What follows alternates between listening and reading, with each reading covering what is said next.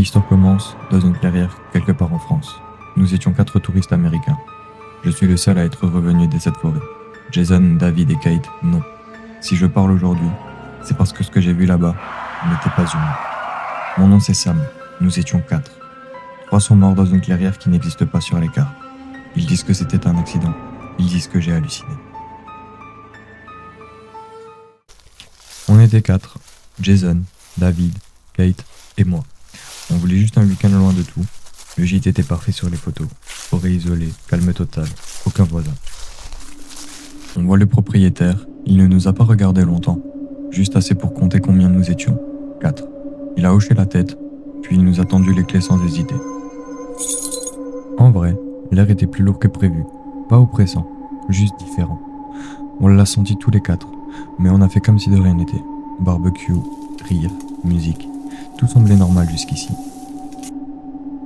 La première nuit, à 23h11 précise, tout s'éteint. Plus un bruit, plus une lumière, juste le noir complet. Une seconde, pas plus. Quand le courant est revenu, on a tous soufflé, on pensait que c'était fini. Et c'est là que la télé s'est allumée toute seule. On a cru à un bug, puis les mots sont apparus un par un, blancs, nets. Vous êtes arrivés. On a ri, un petit rire gêné, celui qu'on fait quand quelque chose ne colle pas. On s'est regardé, et on a fait comme si de rien n'était. J'ai essayé de rationaliser, j'ai dit que c'était sûrement un vieux système domotique, un truc mal réglé, ou un bug, enfin quelque chose de logique, quelque chose d'humain quoi. Sauf qu'en vérifiant, on a compris un détail simple. Le gîte n'avait même pas de wifi, aucun réseau, aucune connexion, rien qui puisse expliquer cela. Quand je suis allé fermer les volets, j'ai vu quelque chose dans la vue. Un reflet derrière moi, une silhouette dehors, immobile, en train de me regarder. Je me suis retourné immédiatement, le cœur battant trop vite. Mais dehors, il n'y avait rien. Juste les arbres et le silence. À l'étage, l'air était différent. Plus froid, plus dense. Comme si la chaleur du salon refusait d'y monter. Comme si le couloir retenait le souffle. À 3h33, on a entendu 3 coups.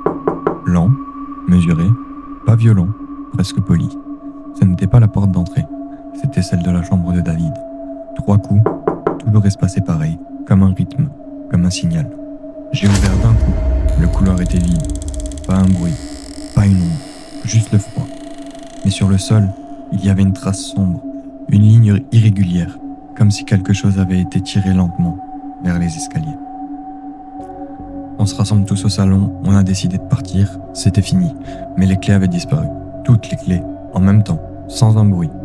En fouillant un tiroir, on trouve un vieux carnet, page jaunie, écriture tremblée, comme si quelqu'un écrivait en regardant derrière lui. À l'intérieur du livre, une phrase, en lettres capitales, claire. Si tu lis ceci, c'est que nous avons laissé la lumière. Plus loin, sur une autre page, une autre phrase, encore plus courte. Ils ne courent pas, ils attendent que tu te fatigues. Et je crois que c'était vrai. Puis d'un coup dehors, nous apercevons une lumière, puis une deuxième, puis une troisième entre les arbres. Toujours à la même distance, toujours immobile. On a pensé à des chasseurs d'abord, on s'est rassuré comme ça. Mais les chasseurs parlent, ils bougent, ils font du bruit.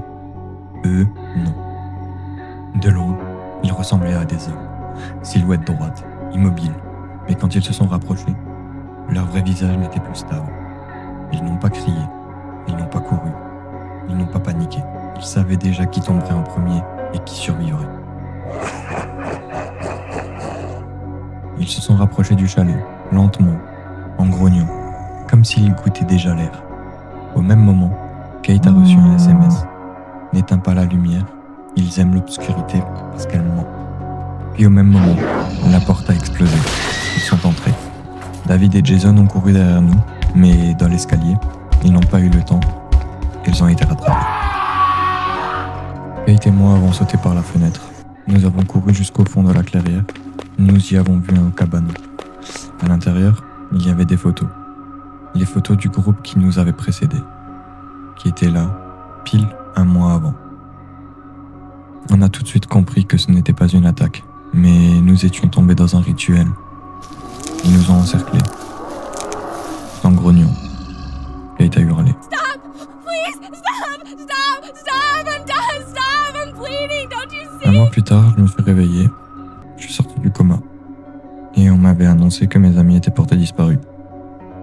En sortant de l'hôpital, je tombe sur le journal du jour. Et en bas de page, je vois qu'il y a 3 corps non identifiés qui ont été retrouvés en forêt.